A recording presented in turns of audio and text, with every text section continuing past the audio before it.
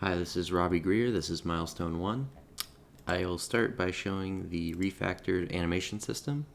So in my protobuf library, I have new protofiles to describe each animation component. So the bone, and then I have animation frames that contain several bones, and then I have the clip itself that contains many frames.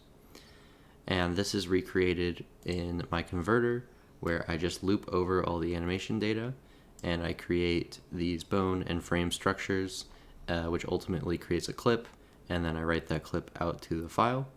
And then likewise for the skeleton, I have skeleton data, which describes the skeleton hierarchy, and when I convert it, I create that hierarchy dynamically here, and then write it out to a file as well. So on the engine side, I read all that in. I now have a clip proto subclass that instead of hard coding the clip, it reads in an animation file name and then does a nested for loop to recreate the animation on the engine side. And then likewise in skeleton, I read it in from a file name and recreate the hierarchy here. So that is all data driven, and the skeletons are stored in a skeleton manager, and the clips are stored in a clip manager so that I can fetch them whenever I want.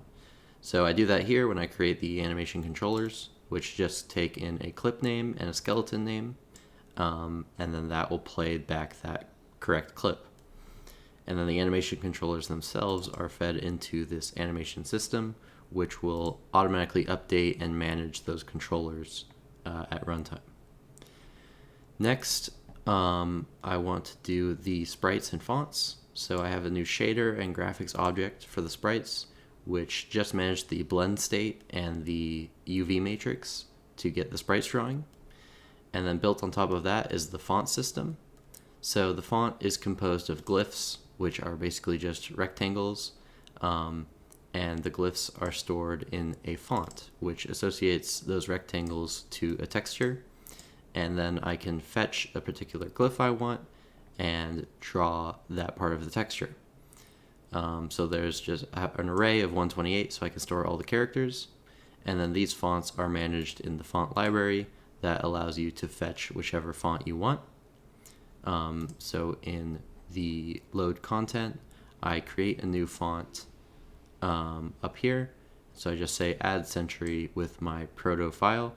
So this file is coming from the converter, where I can now describe glyph data, which has the XY width height of that glyph, as well as the key. And then the font just has a series of glyphs.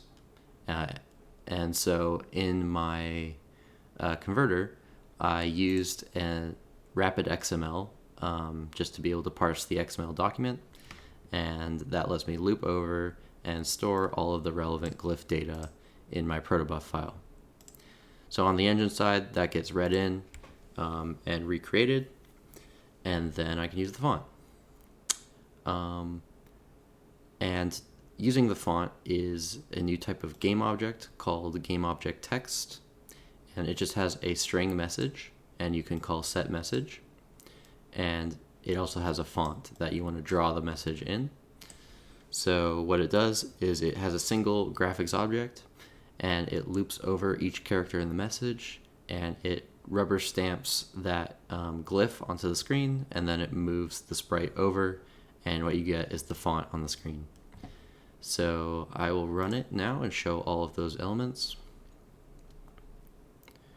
Alright, so starting off with, we have the R2-D2s with the different shaders. We have the frigate and the crate rotating at different speeds.